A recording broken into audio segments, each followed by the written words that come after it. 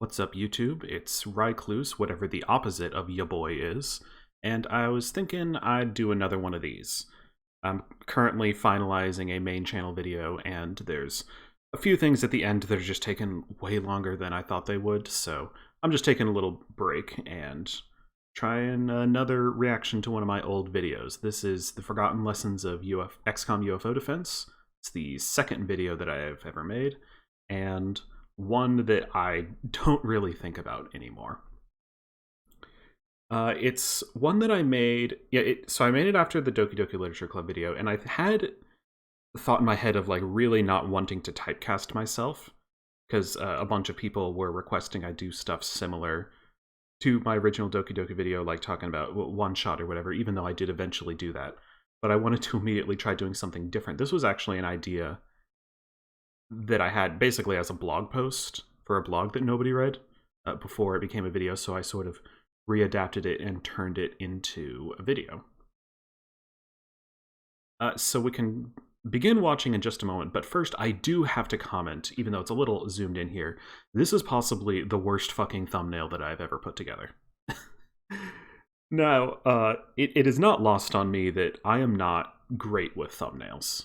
I am just not a very visual arts oriented person, and the work that it takes to really make a good thumbnail, especially one that keeps up with the current meta, it is never something that I've put a whole lot of detail in. I do try to at least give it some like basic pop or some good design, but this one was really bad because it's the sectoid character in a lecture hall, which sure, like that fits the theme of the video, but it's bland colors on top of bland colors with like some impact font.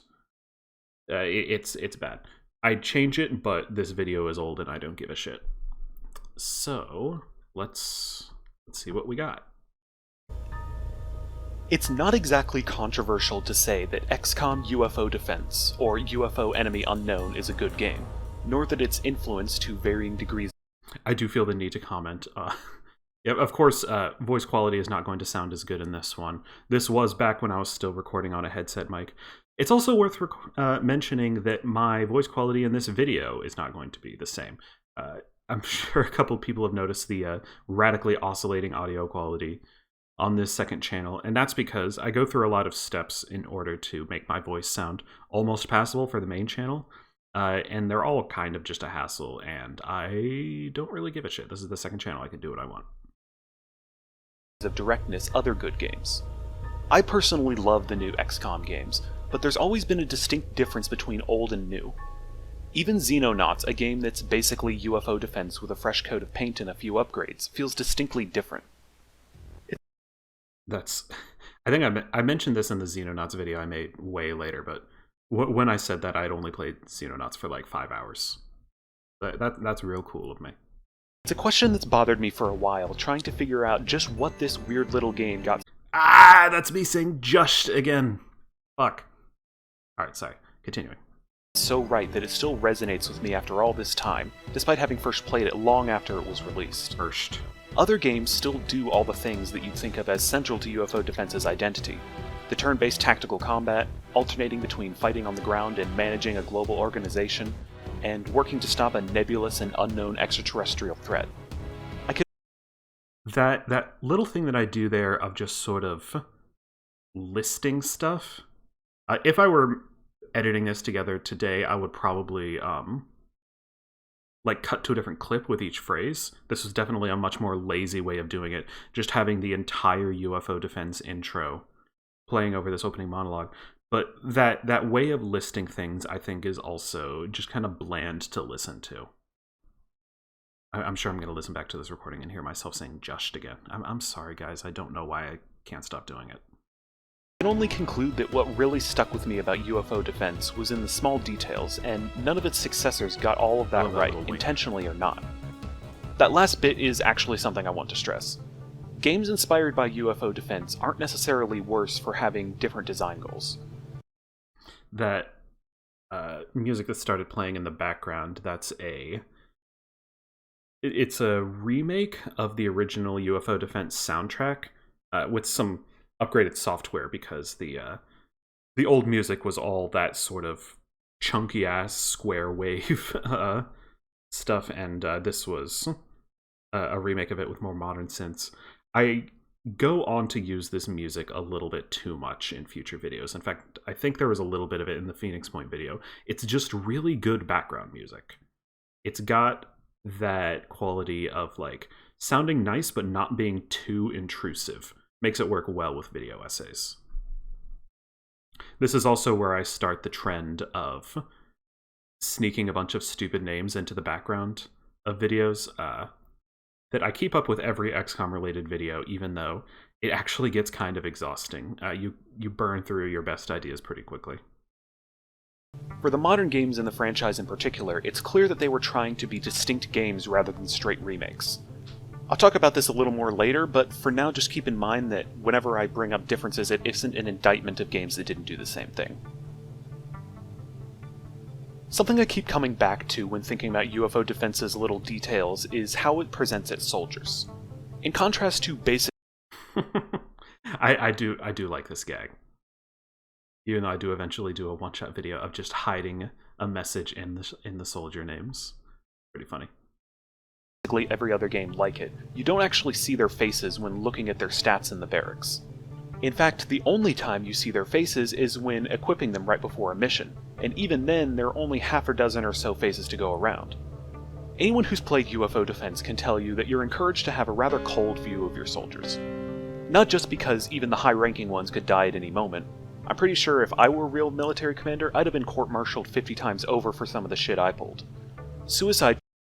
That's a pretty good visual gag here of like talking about getting court-martialed while showing footage of me putting a grenade in every single slot. That's definitely something I did on purpose, as well as having it be mega mean. A big, if I recall right, a big thrust of this video was this whole point about depersonalization of the soldiers. And I think in retrospect, that was completely off base. Like, it's really not a good argument at all.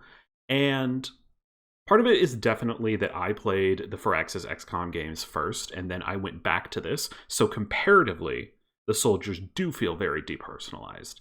But I think you can get attached to them regardless, and I think it's long been the case of people naming their soldiers after friends and family and stuff, or in my case, anime characters. I think people can actually develop an incredibly strong attachment to their soldiers. And even though when you're playing a win and you're going on advanced missions, you do learn to, with rookies, treat them as just gun platforms. Very flimsy, very scaredy cat little gun platforms. If I recall right, a lot of this video is just talking about it's like, this makes you treat the soldiers like shit. Yeah, that's not really the case. Charges were the least of these guys' worries when I was in command. And do I even have to say anything about rookies? I think the fact that common community advice for dealing with an entrenched position is to send in a rookie with a gun in one hand, a grenade in the other, and the pin in his teeth speaks for itself. When a soldier dies, it's almost shockingly quick. A fall to the ground, a scream, and a quick text window informing you who won't be coming home tonight. There's no musical cue, no reactions from the squad unless they're panicked. A couple of comments, if I recall, pointed out that little screen showing the name of who was been killed was an open XCOM thing. Yeah, whatever. What was the other thing that I wanted to say? That was kind of a nice line there where I say, like, a little text plate telling you who won't be coming home tonight. In general, a lot of the writing in this video feels very school essay-ish. But that was probably one of the better lines in this video. Panicking. It's almost surreal how quickly a soldier that you've been going on adventures with for the past 10 hours can be snatched away from you just like that. And you can replace a soldier, a human being, the lifeblood of XCOM's operations, for $40,000, just a bit above the cost of a new laser rifle.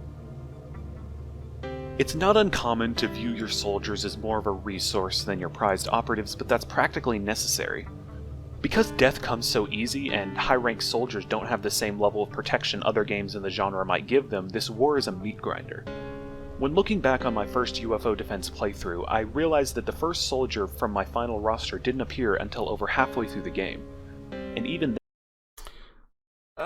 okay, so since in my review of my old Doki Doki video, I did admit going on V back in the day, I guess I could admit going on V a little bit more in this video.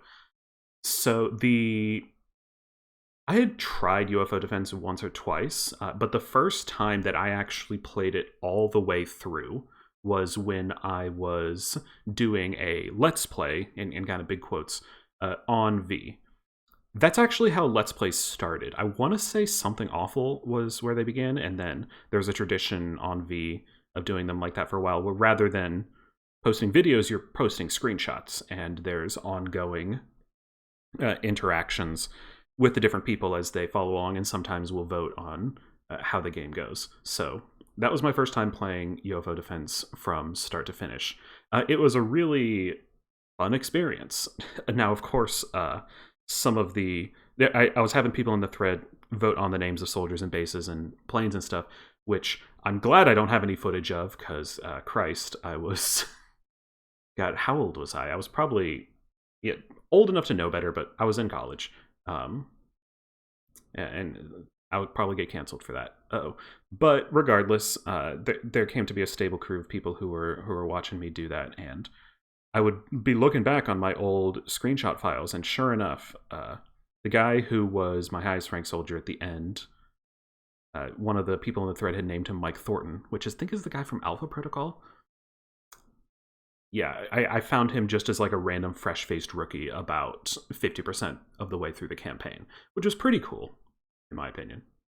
Just like an endless conga line of soldiers going straight into the grave, but then one of them is going to be one of the ones that lasted. Certainly the crowning moment of that LP, by the way, was when I was doing the final assault on the Martian base. Of course, it's full of ethereals, so they're constantly mind-controlling your shit back and forth. But I actually had one of my soldiers counter mind control one of my soldiers back. So like an ethereal mind controls guy A, and then guy B mind controls guy A and brings him back under my control. That was fun. Then he ended up taking an unlucky shot right before the final mission, landing him in the sickbay for 3 months while everyone else went to save the world. That little detail, which I conveniently left out of my retelling there, was not at all necessary for this video. I think the little anecdote about the badass commander only showing up as a rookie halfway through the game, like, that's fun. Even though leaving out the story of him getting shot makes it a little bit untrue, a little bit dishonest. Like, it's a story about a video game, who gives a shit? And it's ruining the flow of the video to include that. So if I were doing this today, definitely would have included that last bit, just would have said my final cool commander. Interpretations of UFO Defense have a much stronger focus on the soldiers. The remakes go pretty far with this, letting you customize their appearances and giving them fun abilities as they level up. It's perhaps a necessity with the advancement of graphics, since now that your soldiers have faces that you can't count the pixels on, you have to characterize them at least a bit. The obvious side effect is that you get significantly more attached to them. I know I've certainly gone back on a save to prevent the death of a soldier I liked, and anyone who said they haven't is lying.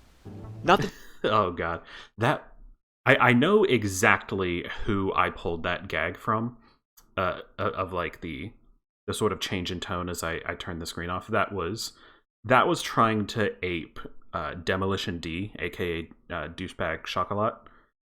His voice was great for voiceover, and he had this particular thing where he would pull really closer to the. He would pull close to the mic and bring his voice deeper and a little bit more nasally, or not anti-nasally, just like throaty, where he'd be like, "Hey, that's the CG crowd shot from my nightmares." I can't even do it right. I mean, Demo was amazing at this shit, so I definitely tried to do that, but it doesn't work with the headset mic because you're just at the same distance. My voice like barely changes in that clip. It was a pretty sophomoric attempt. this doesn't happen in UFO Defense, but it's less likely since your soldiers are portrayed as just tools. In my mind, the relationship goes something like this. More characterization for your soldiers means more attachment. I love how you can see this entire image changing scale every time a new bit appears. I think I was using the Lightworks editor at this point, and I don't know why I couldn't get the scaling to work properly, but it looks like shit. More attachment means trying harder to keep them alive. Trying harder to keep them alive means you save scum, and save scumming means that the war with the aliens feels less savage and your soldiers feel less vulnerable. So in a weird way, I'd say that UFO Defense's low graphical fidelity and recycled soldier faces are actually strengths in creating its intended experience of a brutal war story where no one is safe. Obviously other factors are in play here, but never underestimate player psychology. This is perhaps the single deciding factor in how a player behaves in regards to trying to keep their soldiers alive. I don't think there's nothing to that.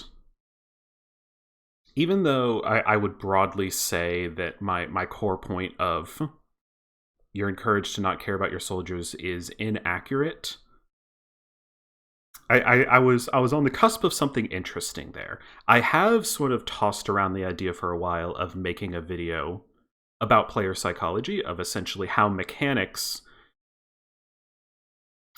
influence the way that you play the game and kind of how you think about it.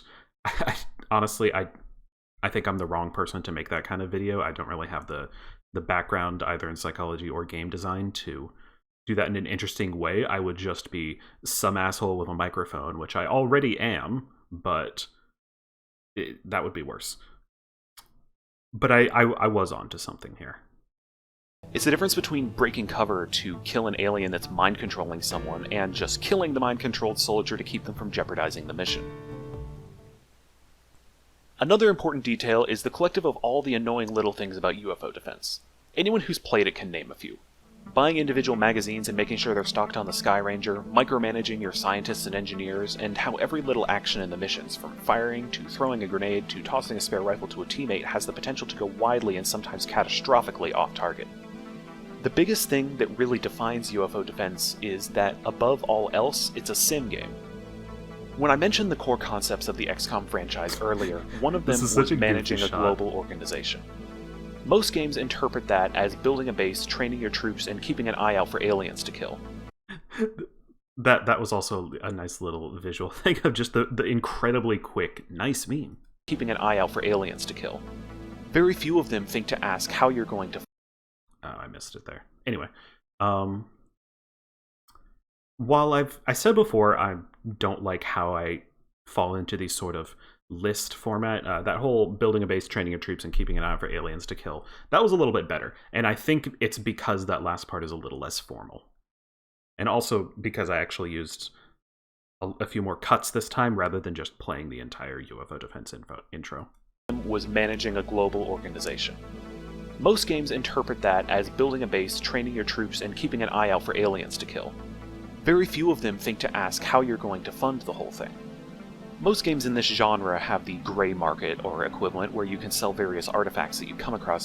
Stingray sucks, Avalanche for life. It's true. God, the balance of UFO Defense is so funny. It's like, hey, we got these small missiles with more shots, except Avalanche outranges all but one ship in the entire game. So good.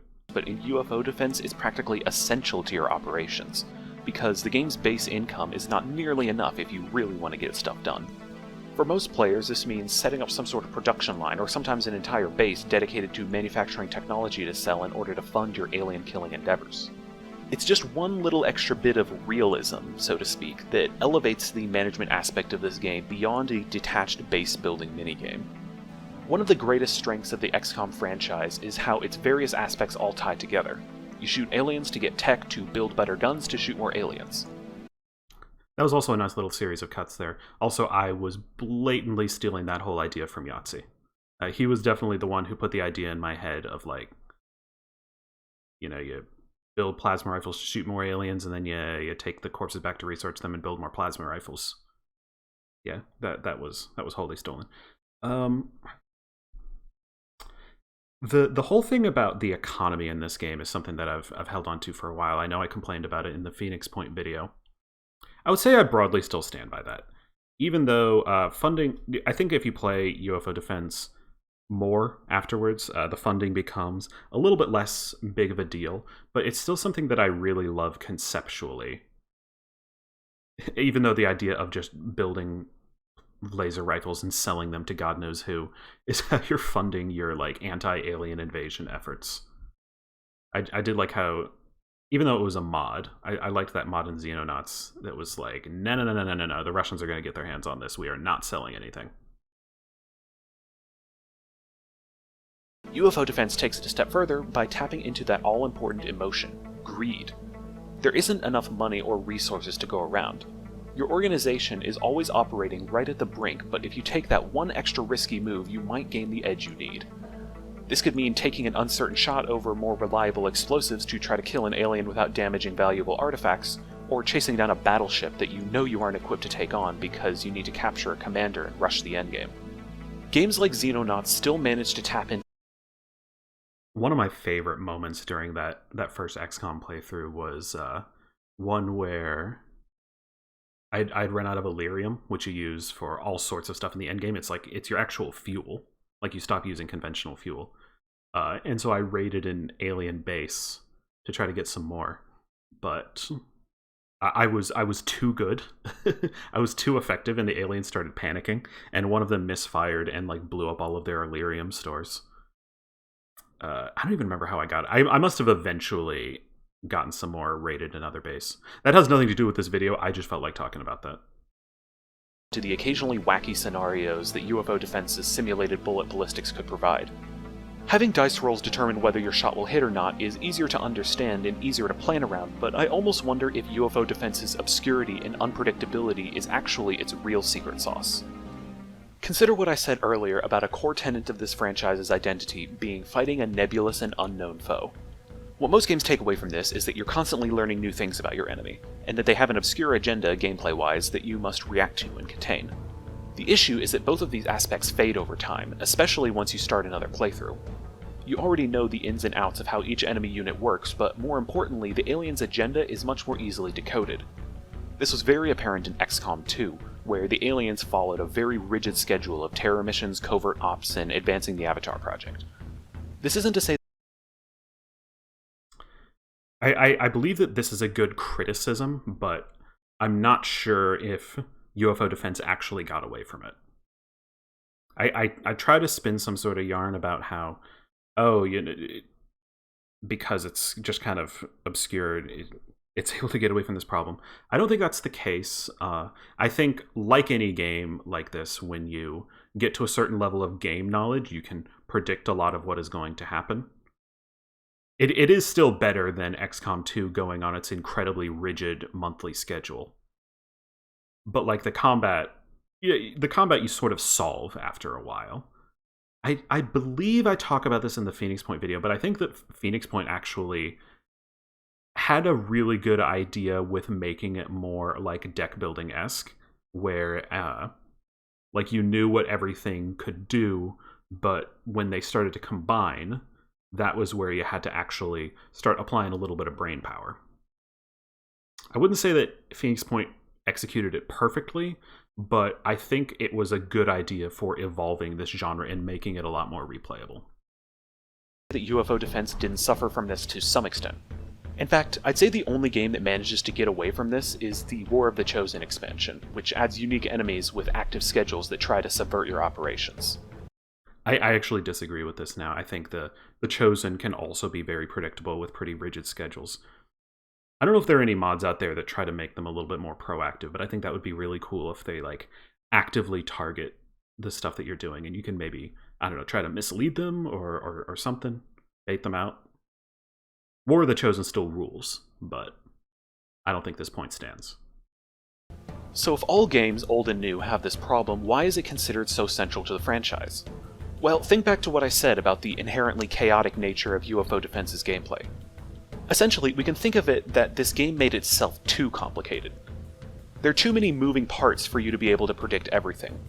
Things like randomly generated maps, for instance, aren't exactly... What the fuck is this music, by the way? It sounds like... I'm definitely taking this from the enhanced UFO Defense soundtrack, but it sounds like it's the like the generic ground combat theme, which it's a little tense for a video essay. Like the Geoscape music was perfectly fine. It was getting a little bit monotonous, but this music just makes this segment feel so sinister when it really doesn't have to be. Unique concept, but when combined with crazy ballistics, smart AI, and occasional wildcards like night missions, it meshes perfectly with a game that's all about the mystery. If UFO Defense had been more intuitive, and yes, this includes the nightmarish interface, it might have lost a little bit of that lasting obscurity to its design. That's nonsense. I'm sorry, old me. So, where does this leave us? It seems that so much of what makes UFO Defense good is that it's an old-ass game, and that was... You can so faintly hear some music in the background right now. I remember I got a lot of criticism with my first video on the loudness of the music, and I think I overcompensated with this second one by making it so quiet that you can barely hear it. I'm using a little bit of the Made in Abyss soundtrack here, the track Tomorrow, which I love, one of my favorite songs from a soundtrack of all time. Applicability here is a little bit questionable, but I guess it does fit with how I'm trying to end this video on like more of a wistful note. That its design just happens to work well with its limitations. Does this mean that we'll never see another game that captures that same magic? Well, call me a pessimist, but I say no. But as a caveat, I don't think that this is as grim as it sounds. One of the things that holds back, say, Xenonauts, is that it's trying to recreate the same experience under a different set of conditions. It's still good, but it couldn't hope to be the same because the times have simply changed since then. The 2012 remake and its sequels present an alternative path. Chase the spirit of UFO Defense, but don't chase the original design. That's why we got a series of fantastic strategy RPGs instead of strategy simulations whose similarities to the original would only have magnified their faults. Again, this is... I think I was a little bit onto something, but... You know, Xenonauts, I think, was trying well enough to be its own thing. That's... a lot of my Xenonauts video was just like an apology for my comments on it in this one, once I actually gave it a proper shot. Almost every attempt in any creative medium to make lightning strike twice has failed, which is why I'm actually quite happy. Yo, that actually... That was pretty good. That thing about trying to make lightning strike twice has failed. And with the music that you can barely hear, but it sounded kind of good with the changing tone in the music. As with most music syncing moments in my videos, this was probably an accident. I think usually when I think hopefully at this point I was not baking my music directly into my VO like I did with my first one. I don't remember, but usually these days when I'm putting music into my videos, I find a track that I want and just sort of slap it on with a little bit of adjustment. You might cut a little here and there. But usually my videos are written in a way where it's just sort of straight talking from start to finish, and there's not a lot of opportunities to stretch things around to make them fit a particular pace. But every once in a while, it just turns out really well. There's a part in this upcoming video that I'm hopefully going to release in a couple of days. If you're watching this in the future, that means the heat signature video, where there was some music from Warframe that I was like, hey, this seems like it would be a nice fit. So I was in my editor and I just slap it in. And I found that once I kind of nudge it into the right place, it actually syncs crazy well.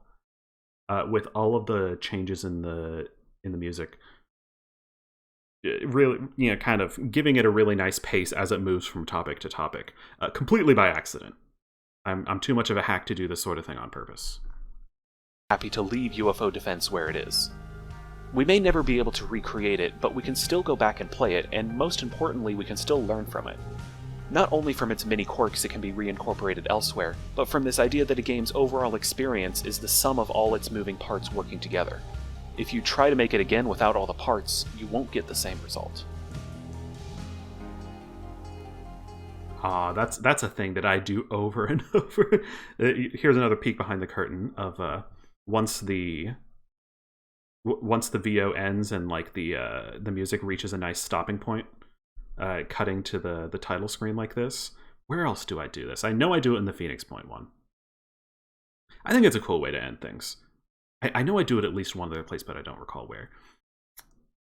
So I think this is another case where I actually do kind of have the bones of a good point, but I maybe didn't have the writing chops to develop it properly. This whole idea of the feeling of an individual game being kind of irreplaceable, but you can take little bits of it and try to build it into something else. That's actually remarkably similar to what Toby Fox was saying about Undertale when he released the first chapter of Deltarune, where he said, I don't think there's anything that could make you feel that same way again, but I hope I can make you feel something else. So I was starting to understand that idea at the time. And with that, I proved to everyone and myself that that first video wasn't just a one-time thing. God, I'm doing the fucking blurring thing again. Where I guess I envision this last part being an end card, but end cards can't go for that long, and I just put nothing else on the screen. It kind of drives me crazy. Seems cliche, but I'm honestly blown away not only by the views I've been getting, but how nice everyone's comments have been, so keep it up. Hopefully this video gives you a better idea of what kind of stuff I want to make in the future. And if you're interested, you know, maybe stick around a bit. I hear there's a subscribe button around here somewhere and maybe a Twitter account or something, but you know you do you. Until next time, I've been Rycluse. Thanks for watching. So is that my catchphrase outro now or what? That last line would have been a lot funnier if I would just like further away from the mic rather than audibly just whispering. I guess that's where I solidified my outro, which is not even a good outro, but it's mine. So I'm keeping with it. I just noticed I could see what's the most replayed part of the video, and it's the part where I have all the names on the screen. How many views does this? How the hell does this have 120,000 views? So that's the XCOM UFO defense video. Again, like with my first video, it's not quite as bad as I thought it was going to be going back. I think similar to the Doki Doki video, there's a lot of evidence here that I just needed to make more videos. I needed to get more experience. I needed to get more feedback. I needed to have people tell me to my face, hey, this point that you're trying to make makes no damn sense. It was all a part of the learning process. So that is why I support the existence of bad videos, because until someone makes a bad video, they're not going to be able to make a good one. Whether this video could be made into a good one, I think is kind of debatable. As I said, there's a lot of parts in this where I was cooking something, but there's also long stretches where I was on to nothing. That's how the kids talk these days, right? Almost, God, now that I think about it, I could almost take my ending point here that like in order to make something good, I just have to like take the little bits out of this, because trying to make something in the skeleton of this old video would not allow it to work at all. I think there is definitely mileage in trying to make a video about why exactly XCOM was good. I mean, video game good is such a bland ass genre. Even though I guess you could say that that's what my next video is going to be, but I try to make it a little bit more targeted than that. Whatever, man. This is like a 5 out of 10 video. I think my Doki Doki one was a little bit better. It does blow my mind a little bit that it got over 100,000 views, because it's I guess video. It's got to be just splash from my other videos, right?